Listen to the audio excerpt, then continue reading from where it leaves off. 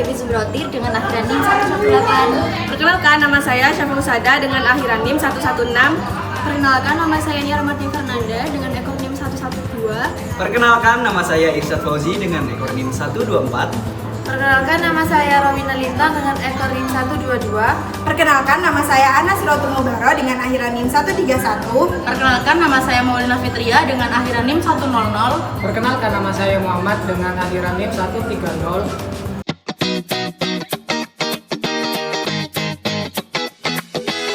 Pidato merupakan proses penyampaian informasi yang disampaikan oleh penutur terhadap mitra tutur.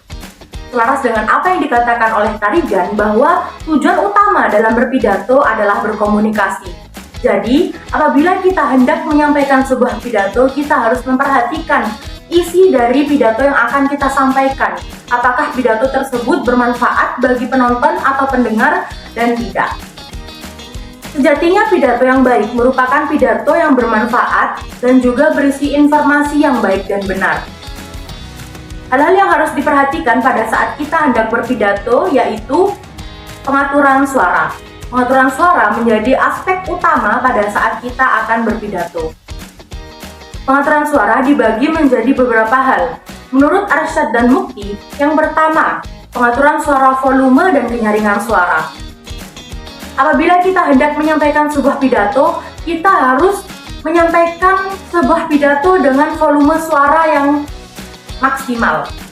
Jadi, apabila kita berada di sebuah ruangan yang notabene ruangan tersebut merupakan ruangan yang besar dan tidak tersedia mikrofon, kita harus menggunakan suara yang lantang karena agar suara kita terjangkau oleh penonton yang ada di bagian belakang. Namun, kita harus memperhatikan kondisi ruangan tersebut. Apabila ruangan tersebut kecil, kita boleh menggunakan suara yang tidak terlalu keras. Namun, kita harus menyesuaikan porsi kita. Kita tidak boleh menggunakan suara yang terlalu lantang dan cenderung berteriak, karena hal itu dapat menyebabkan sikap yang kurang sopan dan juga mengganggu pendengar atau mitra tutur. Yang kedua, yaitu kecepatan suara. Apabila kita menyampaikan sebuah pidato, kita harus menyampaikan suara dengan tenang, tidak terlalu cepat dan juga tidak terlalu lambat, karena hal itu dapat menyebabkan sebuah pidato atau informasi yang kita sampaikan tidak tersampaikan dengan baik terhadap mitra tutur. Yang ketiga, menurut Robbins, intonasi suara merupakan hal yang juga perlu diperhatikan pada pengaturan suara. Intonasi suara merupakan tinggi rendahnya suara yang kita sampaikan. Apabila kita menyampaikan sebuah informasi dalam lingkup yang formal, hendaknya kita menggunakan suara yang cenderung mendatar dan rendah. Namun, apabila kita menyampaikan informasi dalam konteks menghibur, kita boleh menggunakan intonasi dengan nada yang tinggi. Yang ketiga, yaitu jeda. Jeda merupakan jarak antar frase pada saat kita menyampaikan sebuah pidato. Jarak antar frasa ini dapat kita jadikan sebagai kesempatan kita untuk mengambil nafas.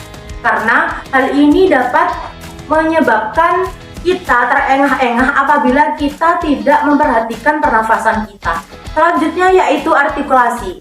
Apabila kita akan menyampaikan sebuah pidato, kita harus memperhatikan kejelasan artikulasi.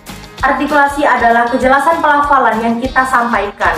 Apabila kita tidak menyampaikan sebuah artikulasi dengan baik dan benar, maka kita akan cenderung menimbulkan makna yang kontradiksi dan kesalahpahaman bagi mitra tutur yang ada di hadapan kita. Yang selanjutnya yaitu postur tubuh. Postur tubuh yang baik pada saat kita berpidato yaitu postur tubuh yang tegak dan juga postur tubuh yang sedikit membusungkan dada. Hal ini dapat membuat kita lebih percaya diri pada saat kita menyampaikan sebuah pidato. Dan juga postur tubuh yang tegak akan membuat kita merasa bahwa pernafasan kita akan lebih stabil dan kita dapat mengambil pernafasan yang lebih mendalam. Selanjutnya yaitu tentang pernafasan. Nah, seperti yang telah dijelaskan tadi, kita harus pintar-pintar dalam mengambil pernafasan kita. Kita harus menstabilkan pernafasan kita agar nafas yang kita gunakan pada saat kita berbicara tidak cenderung membuat kita terengah-engah dan membuat kita sulit. Dari beberapa hal yang telah disampaikan tadi, hendaknya kita mempraktikkannya pada saat kita berpidato. Hal ini akan membuat audiens lebih memperhatikan kita dan mendengarkan informasi yang kita sampaikan, sehingga informasi yang kita sampaikan akan tersampaikan dengan baik terhadap audiens.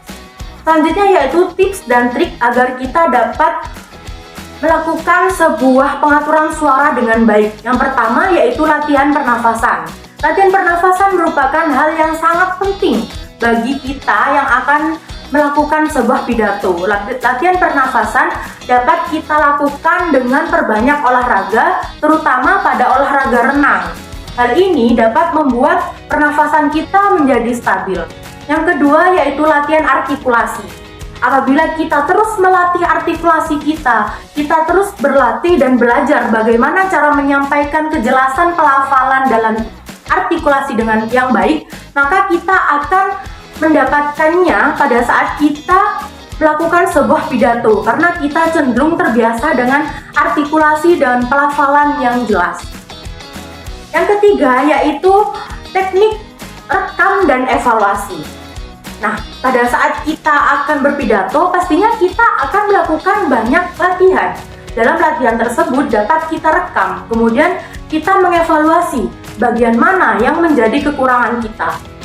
Seperti yang telah dijelaskan tadi, mulai dari postur tubuh, penyaringan, pelafalan, dan juga lain sebagainya, kita dapat evaluasi pada saat kita menonton video kita sendiri. Dan kita bisa memperbaikannya pada saat kita melakukan sebuah pidato yang benar-benar kita lakukan di depan halayak ramai. Dan yang terakhir yaitu latihan di depan cermin. Latihan di depan cermin juga merupakan sebuah bentuk evaluasi terhadap diri kita sendiri. Kita dapat melihat apakah kita sudah maksimal dalam berpidato. Di sana kita dapat melihat postur tubuh kita. Apakah postur tubuh kita sudah benar pada saat kita berpidato? Dapat kita lihat pada saat kita bercermin. Di sana kita juga dapat melihat ekspresi wajah kita. Apakah ekspresi wajah kita sudah sesuai dengan topik yang kita sampaikan? Hal ini merupakan sebuah bentuk evaluasi yang nantinya dapat menjadi acuan kita pada saat kita berpidato. Karena ekspresi wajah yang berbeda dan juga postur tubuh yang berbeda pada saat kita berpidato akan bersangkut paut dengan suara yang kita sampaikan atau suara yang kita keluarkan.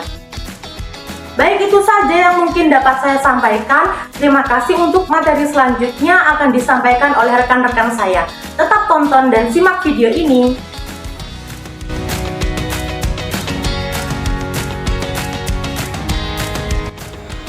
Halo guys, di sini saya akan menyampaikan peraturan raut muka atau ekspresi wajah dan gerak tubuh atau gestur. Dalam menyampaikan pidato, tentu raut muka dan gerak tubuh menjadi hal yang sangat penting dalam berpidato di depan umum. Oleh karena itu, di sini saya akan memberikan beberapa tips untuk teman-teman ketika berpidato di depan umum. Yang pertama, di sini saya akan memberikan tips tentang raut muka atau ekspresi wajah. Tips yang pertama yaitu menyesuaikan ekspresi teman-teman dengan pidato yang akan disampaikan.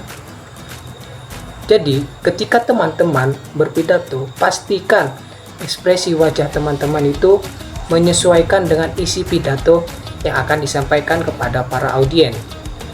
Jika teman-teman menyampaikan hal-hal yang serius, maka hindarilah senyuman itu. Begitupun sebaliknya. Jika teman-teman menyampaikan pidato yang menggembirakan atau positif, maka disertakan dengan senyuman. Selanjutnya, tips yang kedua yaitu kontak mata. Ketika teman-teman melakukan pidato di depan umum, kontak mata menjadi hal yang sangat penting dalam menyampaikan isi konteks dari pidato tersebut. Mengapa demikian?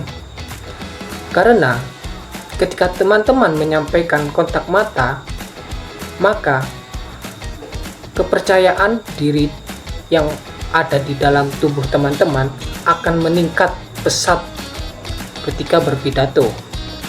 Selanjutnya, tips yang ketiga yaitu variasikan ekspresi.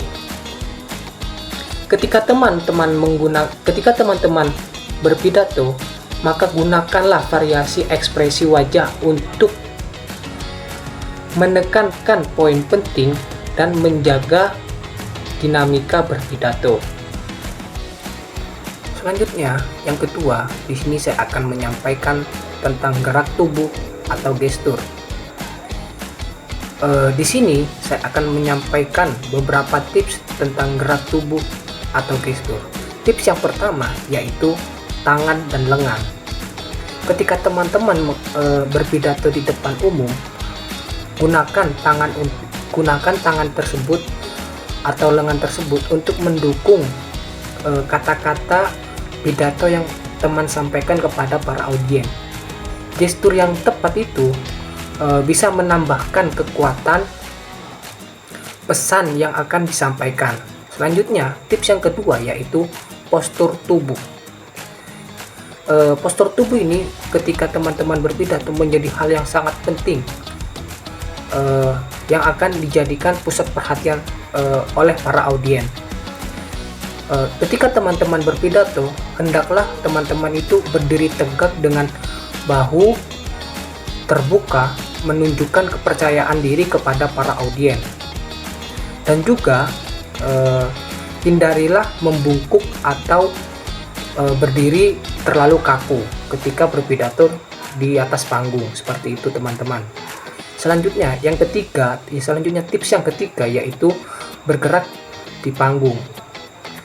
Ketika teman-teman berpidato di atas panggung, maka jangan terlalu banyak bergerak atau bermain-main ke kanan ke kiri ketika di atas panggung. Dan juga hindari gerakan yang tidak disengaja atau mondar-mandir ketika di atas panggung, karena itu akan menjadi bahan pembicaraan ketika teman-teman terlalu banyak gimmick ketika berpidato. Selanjutnya, tips yang keempat yaitu menghindari kebiasaan yang negatif. Nah, ketika teman-teman berpidato di atas panggung dan menjadi pusat perhatian atau pusat sorot atau menjadi sorot perhatian oleh para audiens, hindari kebiasaan yang negatif seperti bermain-main dengan pakaian. Nah, contoh bermain-main dengan pakaian itu seperti memasukkan tangan ke dalam sak, bisa ke dalam sak celana ataupun ke dalam sak pakaian.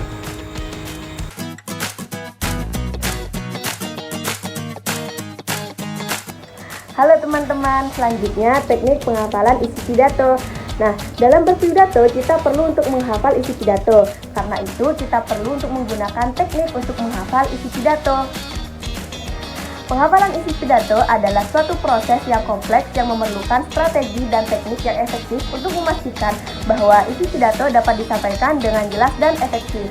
Nah, selanjutnya kita akan membahas teknik penghafalan isi pidato menurut para ahli. Pertama, teknik repetisi. Ahli komunikasi seperti Dr. Albert Mahrobain menyarankan bahwa repetisi isi pidato dapat membantu meningkatkan kemampuan penghafalan. Nah, pengulangan dapat dilakukan dengan cara mengulang kembali isi pidato beberapa kali, sehingga pidato tersebut dapat lebih mudah diingat. Nah, yang kedua, teknik penggunaan kata-kata kunci. Ahli komunikasi seperti Dr. Stephen Covey menyarankan bahwa menggunakan kata-kata kunci dapat membantu meningkatkan kemampuan penghafalan isi pidato. Kata-kata kunci dapat digunakan untuk memudahkan kita untuk mengingat isi pidato. Nah, sebenarnya teknik penghafalan isi pidato itu ada banyak sekali, tetapi menurut saya teknik penghafalan isi pidato yang paling efektif itu adalah dengan cara memahami isi dari isi pidato tersebut. Jadi jika kita sudah paham dengan apa yang akan kita sampaikan, maka kita akan dengan mudah menghafal atau mengingat isi pidato tersebut. Nah, jadi kita hanya perlu memiliki satu kata kunci dan untuk seterusnya kita akan mudah untuk mengingat. Nah, maka dari itu ini tips dan trik dari saya ya. Sebelum kita menyampaikan isi pidato, kita harus benar-benar paham dengan apa isi pidato yang akan kita sampaikan. Lalu boleh kita selingi dengan menghafal atau membacanya berkali-kali. Nah, itu saja yang dapat saya sampaikan. Simak materi selanjutnya ya. Bye-bye.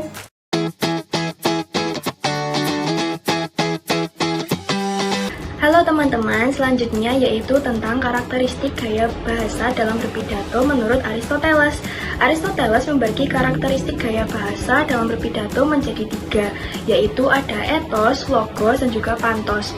Ethos atau etika. Ethos merujuk pada kredibilitas seseorang pembicara yang mampu menyampaikan pernyataannya sesuai dengan realita. Kemudian logos itu berkaitan dengan kesesuaian antara argumen dan bukti rasional yang akan disampaikan. Kemudian pantos itu berkaitan dengan emosi, yaitu emosi yang dimunculkan oleh pendengar yang memunculkan bukti emosional yang mampu menggugah naluri serta batin pendengar, sehingga ia mampu merasakan dan memahami apa yang disampaikan oleh pembicara. Selanjutnya yaitu ada gaya bahasa dalam berpidato yang memainkan peran penting dalam keberhasilan komunikasi. Berikut ada beberapa karakteristik pemakaian gaya bahasa dalam berpidato. Yang pertama ada klimaks dan anti klimaks. Klimaks adalah penggunaan kata-kata atau frasa yang semakin kuat atau intensif menuju puncak pernyataan. Sebaliknya yaitu ada anti klimaks, yaitu penggunaan kata-kata yang semakin lemah atau menurun menuju akhir pernyataan. Ini dapat digunakan untuk menggambarkan kejutan atau humor. Selanjutnya yaitu ada repetisi, pengulangan kata atau frasa-frasa yang mampu menguatkan pesan atau memperjelas makna. Kemudian yang ketiga ada hiperbola, yaitu penggunaan bahasa yang berlebihan untuk menggambarkan sesuatu secara dramatis. Yang keempat yaitu ada eufemisme, yaitu penggunaan kata-kata yang lebih halus yang digunakan untuk menggantikan kata-kata yang terkesan kasar. Seperti pada kalimat Jember memiliki tingkat buta huruf yang tinggi di Jawa Timur. Nah, eufemismenya bisa diganti dengan kalimat Jember masih menduduki angka tuna aksara tertinggi di Jawa Timur. Selanjutnya, yang terakhir adalah simile, yaitu perbandingan yang menggunakan kata seperti atau bagai yang digunakan untuk menggambarkan kesamaan. Oke teman-teman, itu saja yang bisa saya sampaikan. Tetap simak materi selanjutnya ya.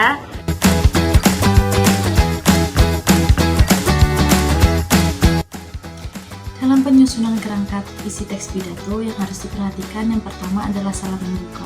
Salam membuka ini merupakan pengantar topik yang akan disampaikan.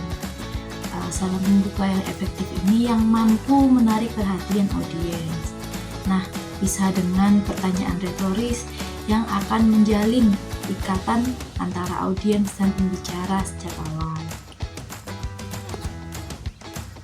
Selanjutnya yaitu fenomena faktual. Fenomena ini merupakan gambaran topik yang akan disampaikan. Hal menarik apa sih yang ada di sekitar, data atau fakta yang kuat dan terverifikasi mampu mendukung argumen dan membuat pidato lebih meyakinkan. Selain itu, bahasa yang digunakan harus sesuai dengan agenda atau pidato yang akan disampaikan. Yang terpenting, bahasa yang disampaikan harus jelas dan tidak bertele-tele.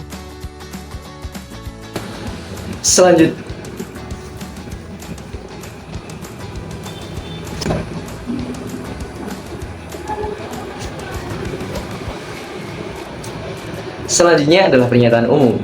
Menurut buku Fokus Menyelesaikan Soal-Soal Ujian Nasional SMA IPA tahun 2009 nomor 33, pernyataan umum merupakan pernyataan yang bersifat umum atau luas yang harus dijelaskan menggunakan kalimat yang lebih khusus. Dalam penyusunan isi teks pidato, pernyataan umum dapat diartikan sebagai penjelasan secara umum terkait topik yang akan diangkat, gitu. Nah, pernyataan umum biasanya berisi tentang pengertian, ciri-ciri, karakteristik, maupun kelebihan atau kekurangan dari topik yang diangkat, begitu. Pernyataan umum juga biasanya itu berdasarkan pendapat dari ahli atau orang yang mengampu bidang dari topik yang diangkat. begitu teman-teman. Nah, dalam penyampaian pernyataan umum, kita itu harus bisa menggunakan suara yang lebih lugas atau bahasa yang lebih lugas, kemudian gaya bahasanya juga harus bisa menarik. Karena pernyataan umum ini adalah sesuatu yang sudah banyak diketahui oleh orang lain. Jadi ketika pendengar atau audiens itu mendengarkan pernyataan umum, biasanya itu akan mudah bosan. Nah, oleh karena itu sebagai pembicara, kita itu harus dapat memainkan ritme kita, memainkan gaya bahasa kita, memainkan juga ekspresi dan mimik wajah kita agar para pendengar atau audiens itu dapat menikmati alur pembicaraan yang kita lakukan. Begitu teman-teman. Dan yang terakhir adalah argumentasi. Menurut Nursisto, pada tahun 1999, nomor 43 menyatakan bahwa argumentasi adalah suatu karangan yang berusaha untuk memperkuat ataupun menolak suatu gagasan, pendapat, atau opini.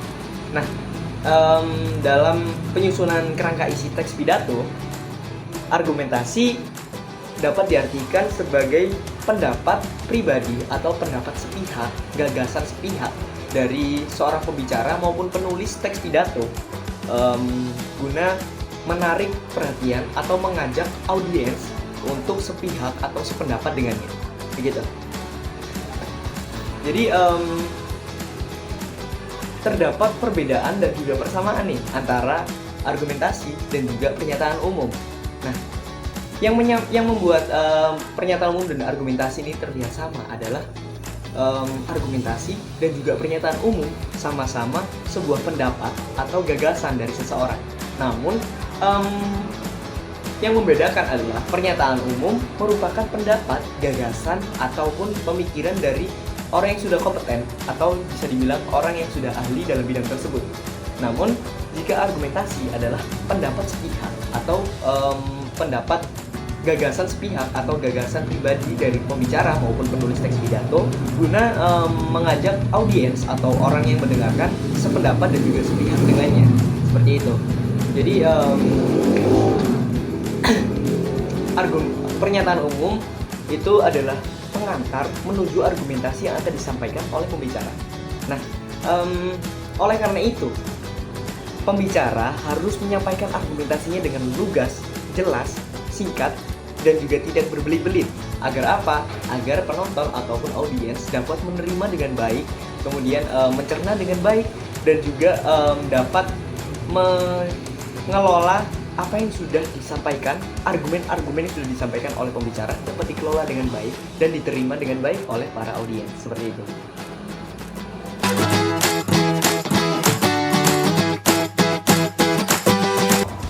Halo teman-teman, selanjutnya adalah pembangunan citra diri dalam berpidato. Pembangunan citra diri dalam berpidato adalah proses yang meliputi beberapa teknik dan strategi untuk membangun persepsi audiens terhadap diri pembicara.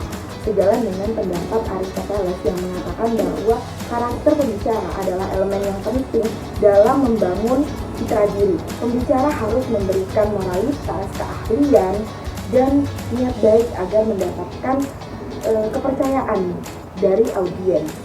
Nah, terdapat beberapa karakter pembangunan citra diri dalam berpidato. Yang pertama adalah kredibilitas. Pembicara harus menunjukkan pengetahuan, kompetensi, dan keahlian terkait topik yang dibahas. Bisa dengan menyampaikan informasi yang relevan, akurat, dan didukung oleh bukti-bukti yang kuat. Nah, kedua ada kejujuran dan integritas. Nah, sikap jujur dan integritas ini membantu membangun kepercayaan audiens. Pembicara yang transparan tentang motivasi dan tujuan mereka itu cenderung lebih dipercaya. Kemudian yang ketiga itu kepribadian dan gaya. Nah, citra diri itu kan juga dipengaruhi oleh kepribadian dan gaya komunikasi pembicara. Nah, gaya yang karismatik, kemudian antusias, dan bersahabat itu cenderung menarik perhatian dan simpati audiens. Yang keempat adalah komunikasi nonverbal, seperti bahasa tubuh, kontak mata, ekspresi wajah, dan intonasi suara itu berperan penting dalam menyampaikan keyakinan dan ketulusan. Nah, bahasa tubuh yang baik itu bisa memperkuat pesan yang disampaikan. Kemudian yang kelima, kesopanan dan etika.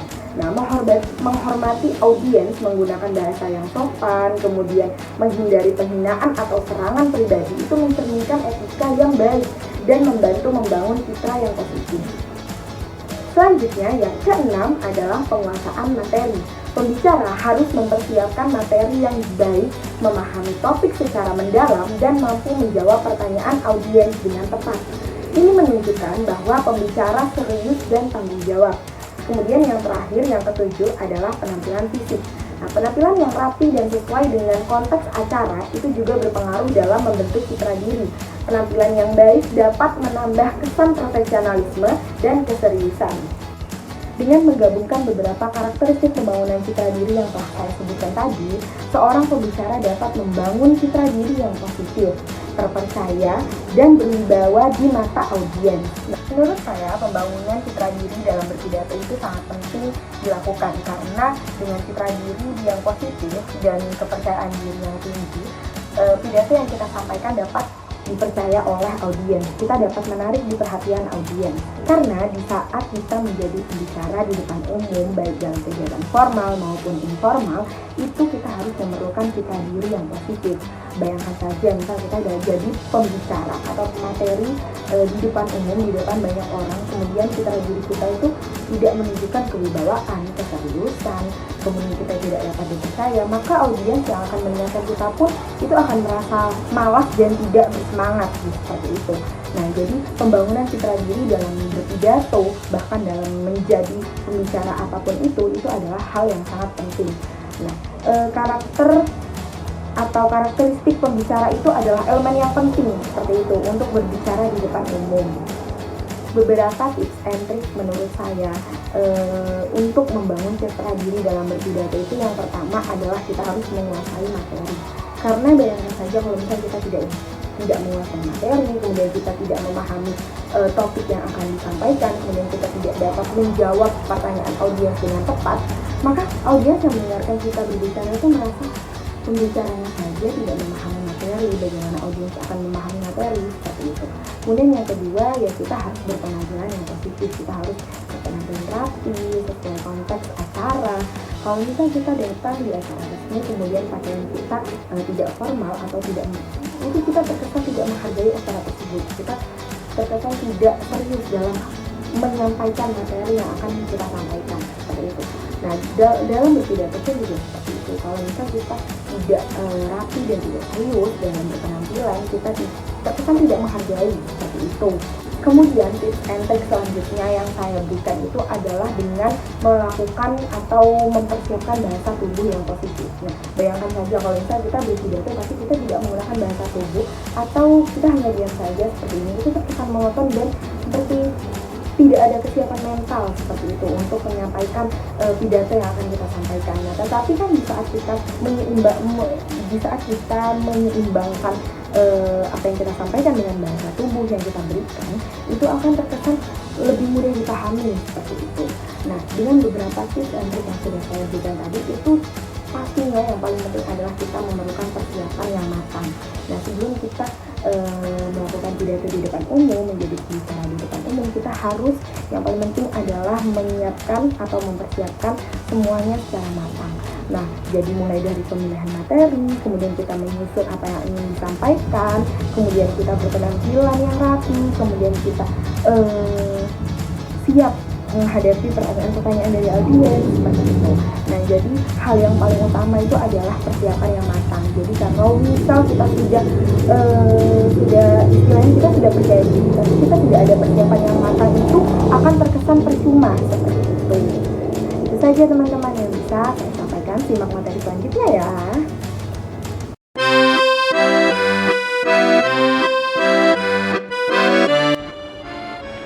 Halo teman-teman, materi selanjutnya yaitu trik untuk meningkatkan emosional khalayak atau audiens. Seperti yang sudah dipaparkan oleh pemateri keempat tentang karakteristik gaya bahasa menurut Aristoteles, yang salah satunya yaitu pantos. Menurut Aristoteles, unsur pantos atau emosi sangat penting dalam retorika.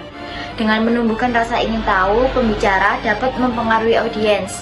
Sebagai salah satu bapak retorika klasik, ada beberapa trik yang efektif untuk meningkatkan emosi audiens saat berpidato.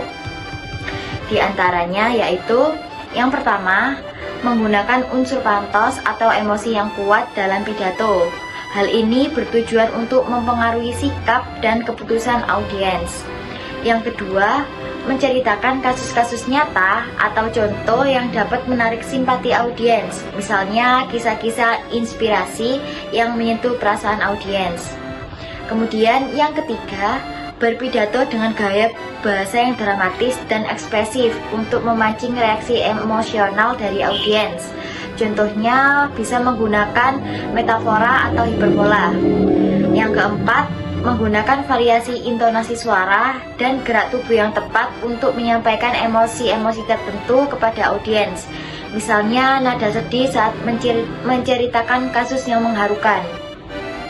Kemudian yang kelima, membangun empati dengan audiens melalui kontak mata dan interaksi langsung yang kuat. Hal ini bisa membuat audiens terlibat secara emosional. Yang keenam, mengakhiri pidato dengan momentum yang kuat secara emosional. Misalnya ajakan untuk beraksi atau semangat patriotisme. Dengan demikian, pantos atau emosi sangat penting untuk memperkuat daya emosional audiens. Terima kasih telah menyaksikan video kami. Mohon maaf jika ada kesalahan dan perbuatan. Wassalamualaikum warahmatullahi wabarakatuh.